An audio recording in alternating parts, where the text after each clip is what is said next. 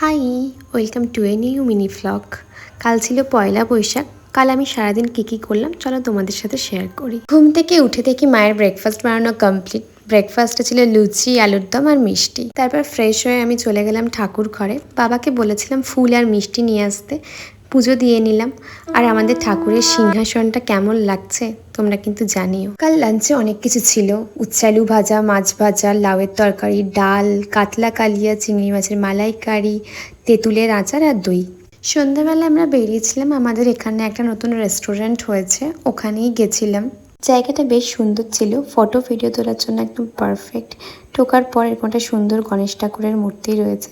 চারিদিকটা আমরা একটু ঘুরে দেখলাম। এখানে একটা সুইমিং পুলও ছিল। স্টার্টারে আমরা নিয়েছিলাম ফিশ ফিঙ্গার আর ড্রাই চিলি চিকেন। খাওয়া দাওয়ার মোটামুটি ঠিকঠাক ছিল।